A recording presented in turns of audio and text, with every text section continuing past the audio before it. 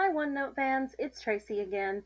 And as promised, I said I would do a quick video walkthrough on the different notebooks and what I use them for. When someone starts planning with OneNote, a lot of times they ask, how many notebooks do you have? And the answer to that really varies. Every person is different. I know some people that have two notebooks, one for work, one for personal, and some people that have 20. I have, if you look on my notebook list here, about 12 main notebooks. Now, down here where you see this little link that says more notebooks, there's a whole bunch of notebooks that I've used in the past. Most of these are special use ones, or for example, this is a template one that I downloaded with some templates to use and edit for my own personal use.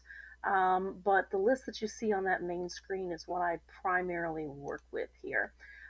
My main personal notebook and the one that I have open at the current is what I call Tracy's notebook. That's my personal notebook. That's where I do my planning. You're seeing my weekly planner here actually for next year as I was starting, or next week, I'm sorry, as I was starting to put some things on it for the next week. And so this is where I do my planning, and I use this planner template for both personal and work. And also in this notebook, I have sections for all the different areas of my life: household, fitness, health, private one where I have financial things, my hobbies. I ride horses and motorcycles, so those are my hobbies in there. And then a section on templates. I primarily use the Windows 10 version of OneNote. So in Windows 2016, the desktop version, you have the templates option up here on the bar. However, in Windows 10 version, you do not have that. So I've made my own section and kind of custom put templates in here as I've created them for different things. So this is my one that I use primarily for myself. Like I said, these are just some templates that I've created in my planning section. I have some planner templates as well that I've either created or edited from things that have been shared with me from others. So this is my personal notebook and probably the one that I use more than anything else. Also in my notebook list, I have a couple reference notebooks. I keep my recipes 100% in OneNote now. It's being a pain not wanting to open up. There it goes. And within my recipe notebook, I think I have over 1,000 recipes now, and I just have all the common sections, the way I divide them up. I also have a section in here um, that's just miscellaneous, or ones that I don't have anything in any particular category where they fit into. I'm one of these people, like a lot of us are these days, that tend to clip recipes from Facebook or Instagram or just anywhere I see them online, and I throw them in here. I also have some in here that are favorites, that are good old family favorites, or ones that have been passed down or shared forever. I love it because the search feature in OneNote is super easy to use.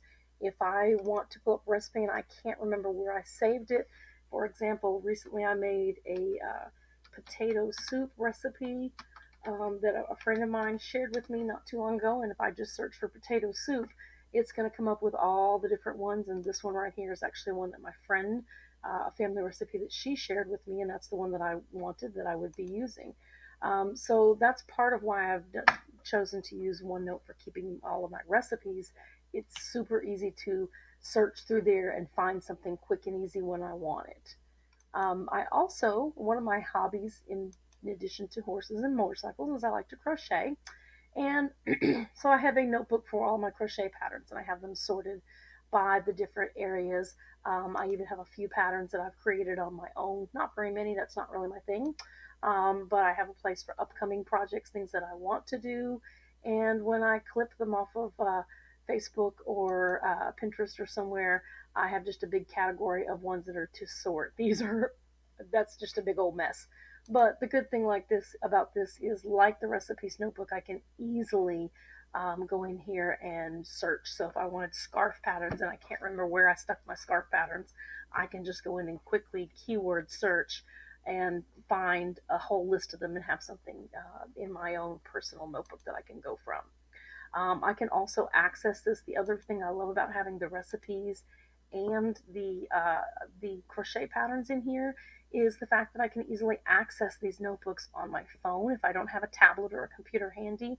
Can't tell you how many times I've been at the grocery store. For example, when I made this soup last week, I was at the grocery store and I couldn't remember exactly what I needed for the soup. I knew I needed potatoes, obviously, but I couldn't remember some of the other things. I was able to quickly pull it up, see the ingredient list so that I could grab those things while I was at the grocery store and not get home and start making something that I couldn't finish. Um, this next one I have here on the list, this Bright Ideas and Blended Learning. I do a lot of professional development sessions for teachers.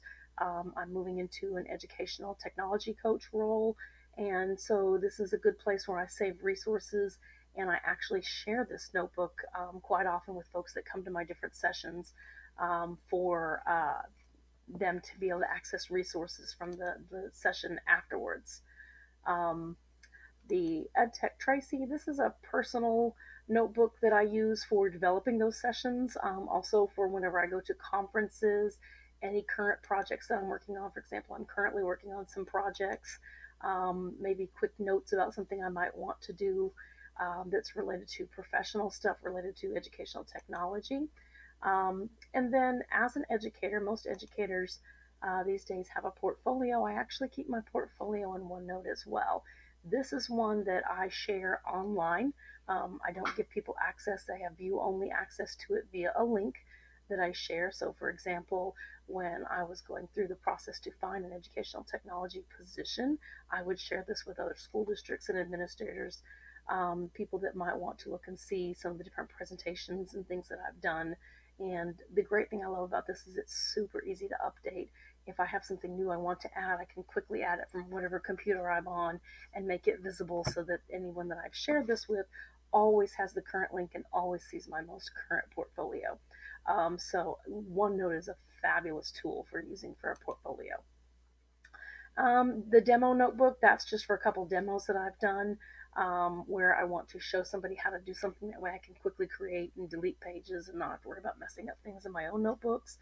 And then for work, as I'm currently still in a teaching position before I transition to the new role, I have two notebooks that I primarily use.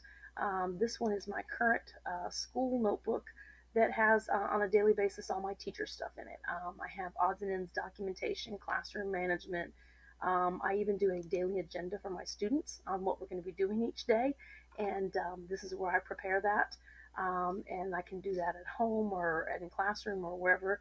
And they look forward to the cute little memes and things that I put on here each day. I put something in just about every day for them. And then I also have a professional development notebook. Teachers go to a lot of professional development trainings, and I take my notes in here digitally, either by hand. I have a Microsoft Surface Pro tablet that I do a lot of digital inking on, or sometimes like I did here, just by typing and copying and pasting links and stuff on the fly as I'm in the middle of a session. And then the last two I have are also reference notebooks. This is a lesson planning resources that I share with my colleague that's another teacher.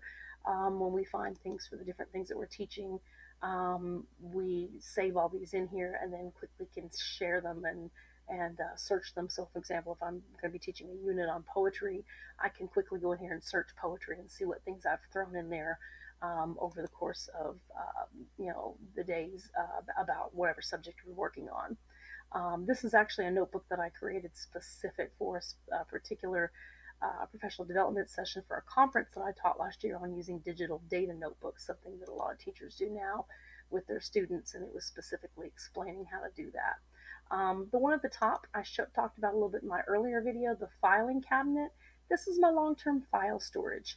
I try to keep my primary notebooks in this list here pretty lean and down to the bare minimum of things I'm working with on a regular basis, so that when I'm no longer working with something, I will move it into this file cabinet for long-term storage so I don't have to actually just delete it. So that's kind of in a nutshell how the types of notebooks that I use. Like I said, what you'll use for your personal use will just vary, um, and you'll come up with your own rule, so to speak, as for when you start new notebooks and when you combine them with each other. So hope that helps. Let me know if you have any questions. Have a great day.